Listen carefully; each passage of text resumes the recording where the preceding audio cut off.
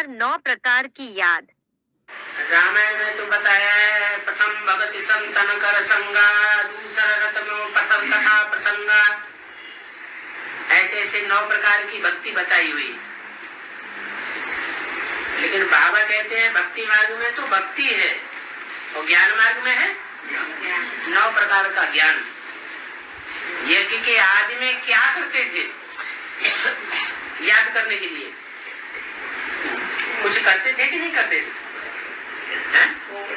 ओम ओम ओम की ध्वनि लगाते थे, समझते थे यही याद है।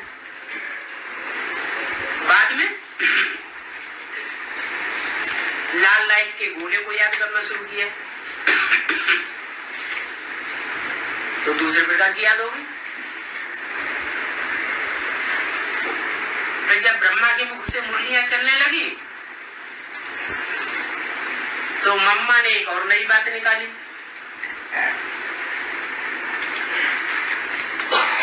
कि जब आत्माएं ज्योति बिंदु है तो आत्माओं का बाप भी कैसा होगा?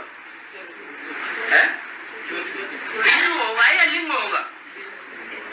चींटी का बाप छोटा ही होगा चींटी जैसा या हाथी जैसा होगा? चींटी जैसा ही होगा। तो मम्मा ने फिर एक नई बात और निकाली कि लिंग जो है वो भगवान का असली रूप नहीं है, वास्तव में बिंदु है। तो बिंदु की याद करना शुरू कर दिया। ब्रह्मा कुमार कुमारी किसको याद करते हैं? बिंदु को याद करते हैं। फिर गीता के भगवान की बात शुरू हुई।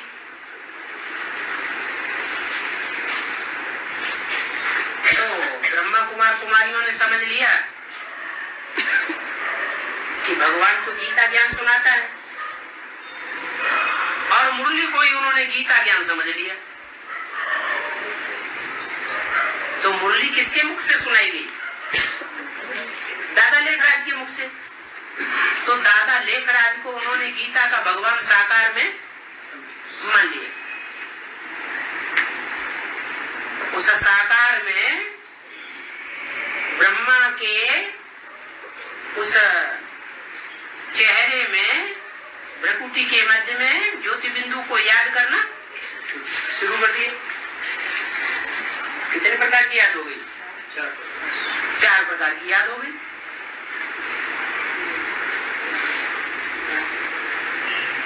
अब बाद में पता चला जब एडवांस ज्ञान निकला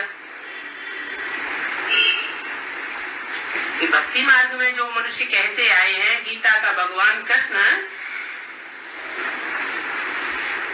ये शूटिंग कहाँ होती है? ब्राह्मणों की दुनिया में संगम युग में शूटिंग होती है। और शूटिंग करते कौन है?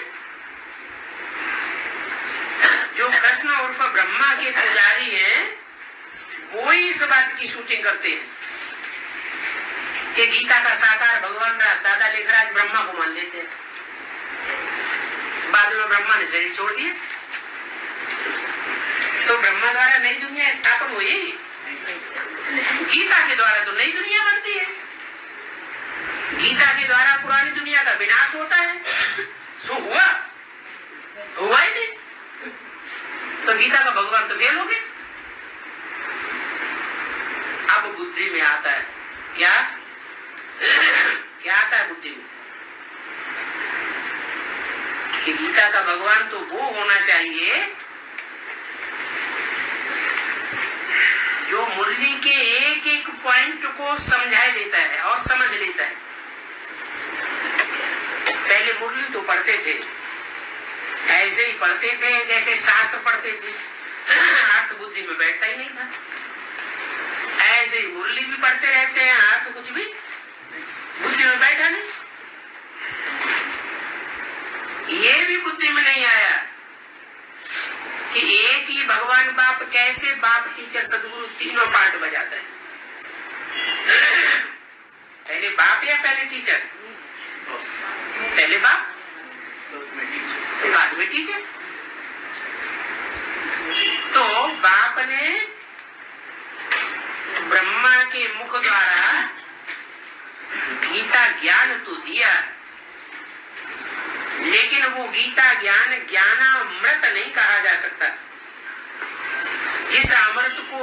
करके ब्राह्मण सो देवताएं बन गए, देवत्व प्राप्त किया, अमर बन गए। अमर देवता कब बनते हैं? जब वो ज्ञान अमृत बन जाए।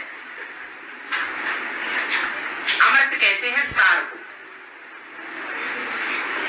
जैसे दही है, दूध है, क्या करते हैं जो उसमें से सार निकलता है? मंथन करते हैं।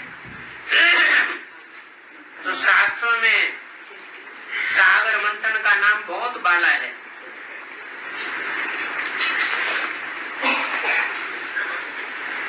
भगवान शिव ब्रह्मा की शरीर छोड़ने के बाद फिर उसी आदि वाले तन में प्रवेश करते हैं जो पहले प्रजापिता का पाठ बजाया था। वही आत्मा दोबारा जन्म लेकर के आती है और उसमें प्रवेश करके टीचर का पाठ बजाते हैं।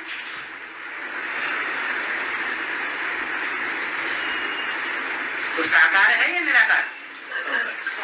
साकार है। उस साकार में प्रवेश करके शिव ज्योति बिंदु ने जो मुरलियां हैं उन मुरलियों को क्लैरिफिकेशन दिया,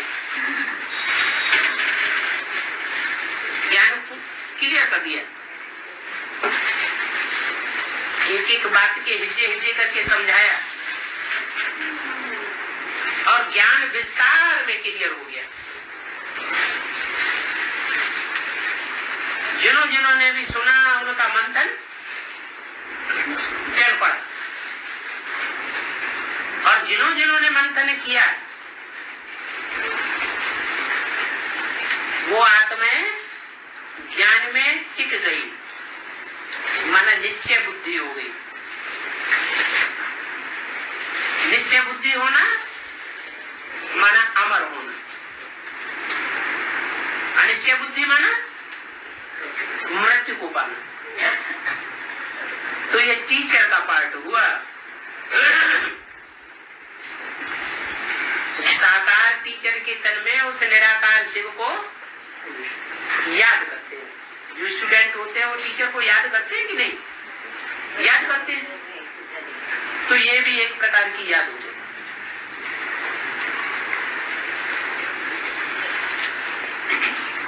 अब बाद में है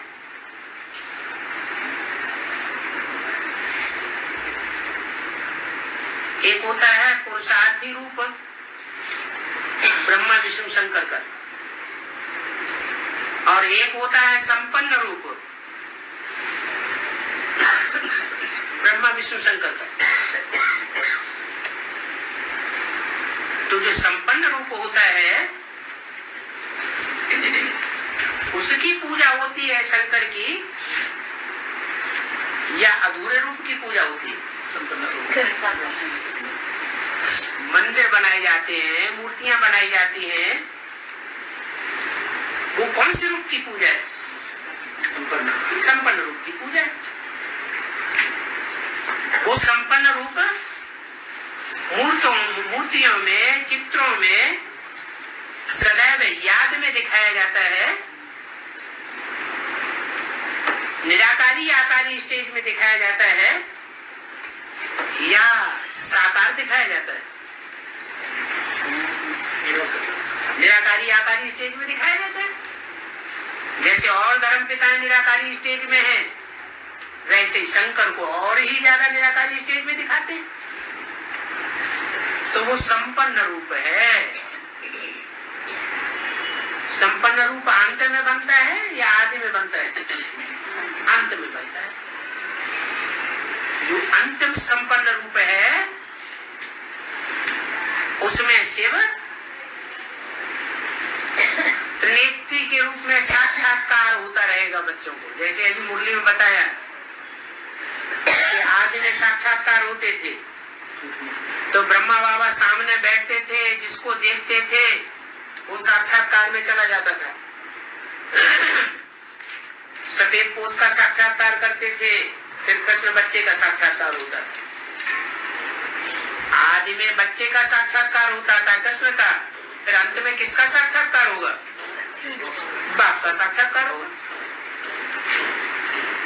तो वो भी एक प्रकार की याद हो जाएगी।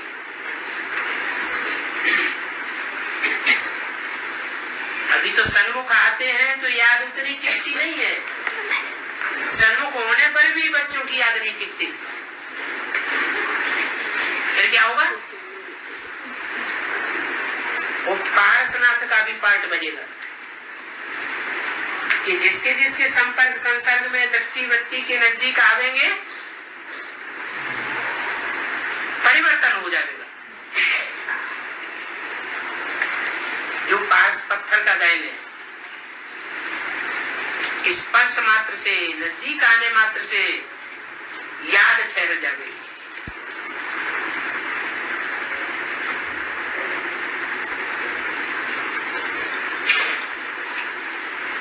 तो याद के जो रूप हैं, जैसे जैसे संगम युग आगे बढ़ता जाता है वैसे वैसे याद की विधियां भी बदलती जाती है। अविनाशी बैंक। शिव बाबा को किसके पैसे आदि की तो दरकार नहीं है। बहुत से मनुष्यों को ये ख्याल होगा कि हम पैसे इकट्ठे करें, ये तो बेहद का यज्ञ रचा जाता है और इस यज्ञ को बच्चे ही आपे ही चलाते रहते हैं। यहां से तो कोई को कुछ ले ही नहीं जाना है। जानते हो कि अचानक ही ऐसा खौफनाक वातावरण बनेगा जो सभी के पैसे मिट्टी में मिल जाएंगे, सबका दिवाला निकल जाएगा। बड़े बड़े आदमी होते हैं ना पैसे वाले, कैसे दिवाला मारते हैं।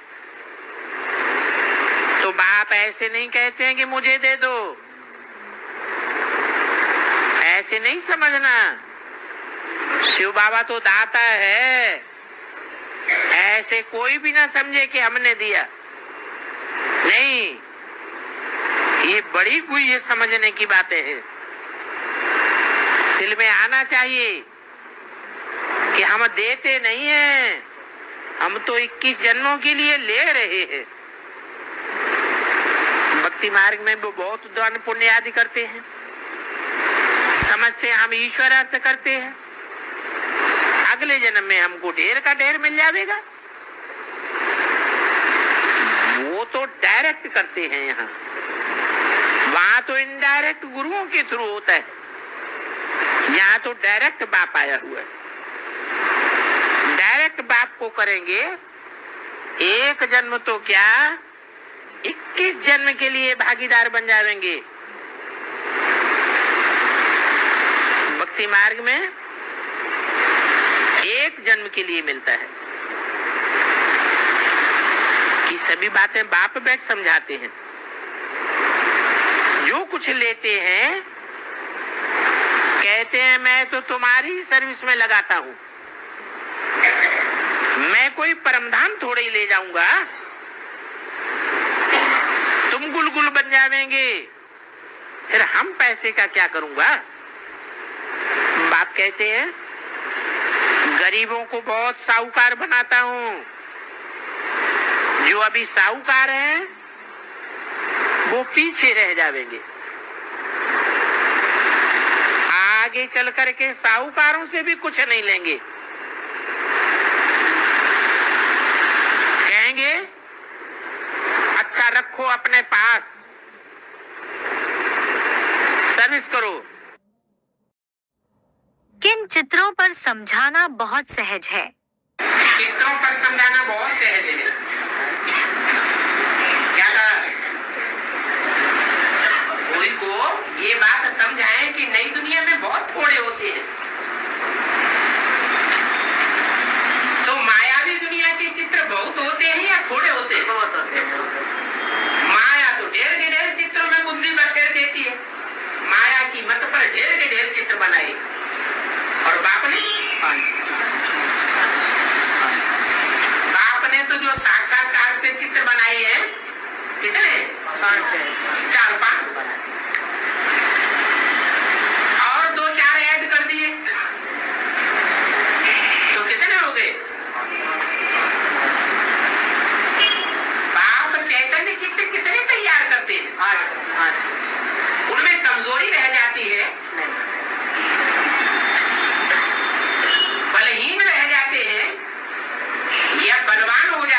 बलवान हो जाते हैं। चोला स्त्री का ही क्यों न हो, तो भी वो अबला होंगे या बलवान का पार्ट बजाने वाले होंगे? बलवान का पाठ विचारी बुद्धि वाले नहीं होंगे, क्या होंगे? अब विचारी बुद्धि वाले होंगे। अबला की स्टेज में उनको नहीं गिना जा सकता।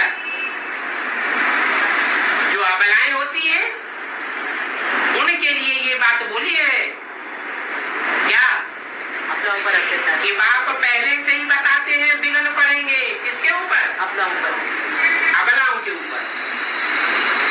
वो सबल होंगे, शिव शक्ति के रूप में होंगे, वो तो विघ्न को विघ्न नहीं समझ मानेंगे ही नहीं। क्या मानेंगे? विघ्न को विघ्न नहीं मानेंगे तो क्या मानेंगे? या तो खेल मानेंगे या तो परीक्षा मानेंगे कि जो आत्मा जितनी बड़ी परीक्षाओं से पसार होगी उतना ऊंचा औहदा पाएंगे। मिलने वाला है। इसलिए परीक्षाओं में तो पास होना ही है, फेल होने का सवाल ही नहीं।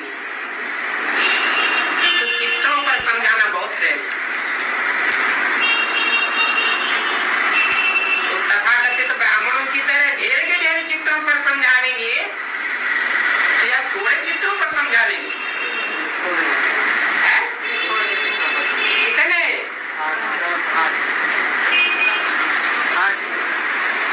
ढेर के ढेर चित्र माया की मत पर बनाए गए।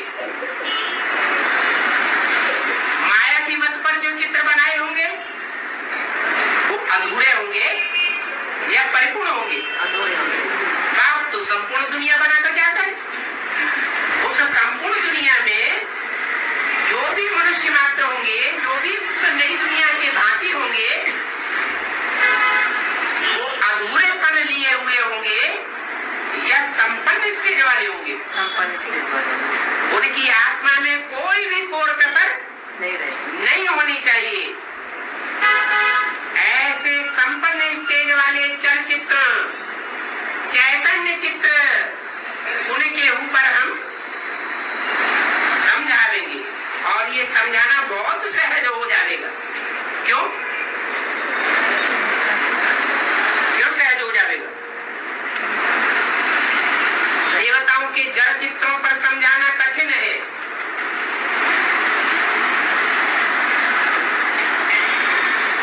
क्यों कठिन है? हैं?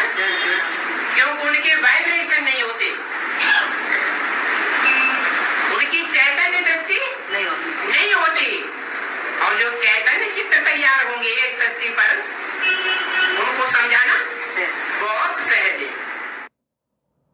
सच्ची सच्ची मुबारक किनको मिलेगी और मुबारक देने वाले कौन होंगे? जामा मस्जिद वहां जाते हैं ईद मुबारक देने के लिए।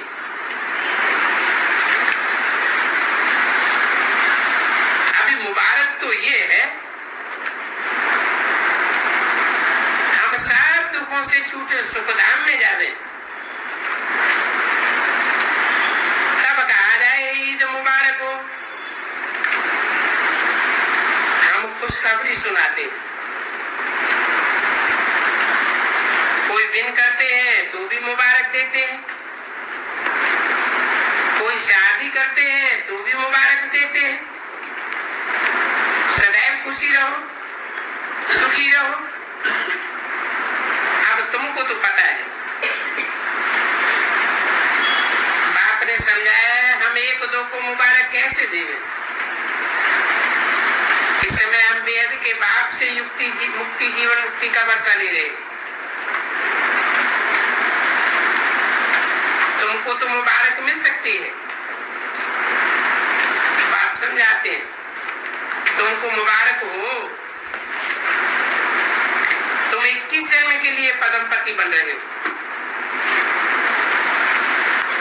अब सभी मनुष्य कैसे बाप से वर्षा लें? सबको मुबारकबाद।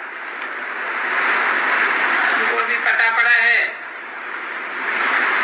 परंतु तुमको मुबारक नहीं दे सकते।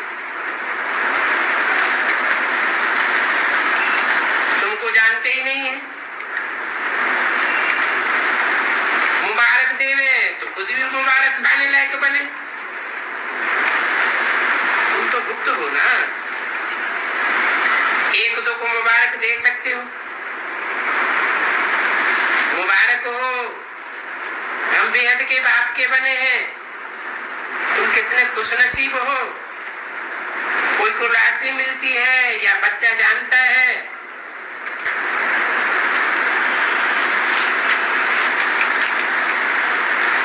कि जन्म हुआ, तो कहते हैं मुबारक। बच्चे पास होते हैं तो भी मुबारक देते हैं।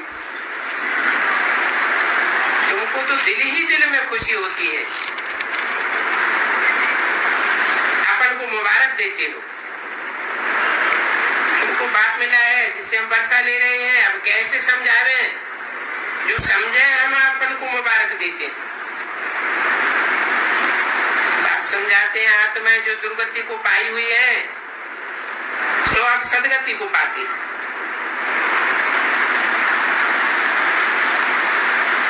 मुबारक तो एक ही सबको है, पिछाड़ी में सबको मालूम पड़ जाएगा। जो ऊंचे ते ऊंचे बनेंगे उनको नीचे वाले कहेंगे मुबारक हो। आप सूर्यवंशी कुल के बने,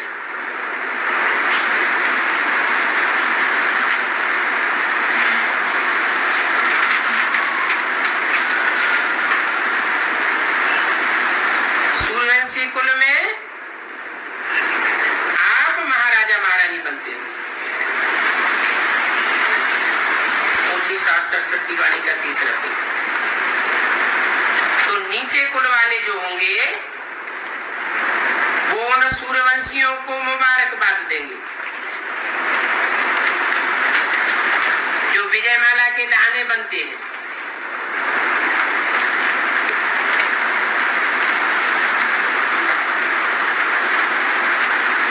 जो पास होंगे उनको मुबारक मिलेगा।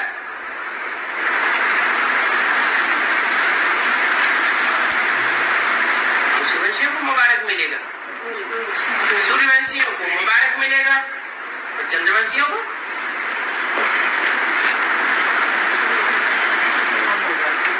चंद्रवंशी मुबारक देने वाले बनेंगे और सूर्यवंशियों को मुबारक मिलेगा। कंपिल के चौमुखी महादेव को कोर्ट में क्यों रखा हुआ है? कंपिल के मंदिर में गए थे हम, तो वहाँ चौमुखी महादेव है ना। हाँ जी। तो वो चौमुखी महादेव अभी कोर्ट में रखा है, वो वहाँ के महाराज बोलते हैं, तो वो कोर्ट में रखा है। तो बेहद का क्या है? कोर्ट में ही तो है। 4 मुखों वाला जो महादेव है 5 मुखों वाला है या 4 मुखों वाला है? चौमुखी महादेव। चौमुखी महादेव। वो 4 मुख कौन कौन से हुए, उनके नाम गिनाओ। आप नाम गिना सकते होते तो प्रश्न ही क्यों पूछते? बताओ कोई हो तो चारों थोड़ी ना कोर्ट में। अरे 4 नाम तो बताओ पहले। राधा कृष्ण क्या? राधा कृष्ण और राम सीता। राम सीता। जय सिया राम। इसीलिए प्रश्न पूछ रहे हो। बताओ कोई बताने वाला हो तो। अरे वो 4 मुख कौन से है? तो छोटी माँ बड़ी माँ। छोटी माँ बड़ी माँ। ब्रह्मा और सरस्वती। ब्रह्मा ओम राधे। और सरस्वती ओम राधे। बाकी 5वां मुख तो राम वाली आत्मा। वो हो गया जज, सुप्रीम कोर्ट का चीफ जस्टिस हो गया। वो चीफ जस्टिस इस समय आत्माओं के कोर्ट में क्या ले रहा है? वोट ले रहा है। कोर्ट के लोग इस बात को मानते हैं कि नहीं मानते हैं? मेरे सामने बैठे हुए तो वो जो कुछ भी फैसला कर रहा है कि ब्रह्मा की आत्मा कौन सा नंबर होना चाहिए,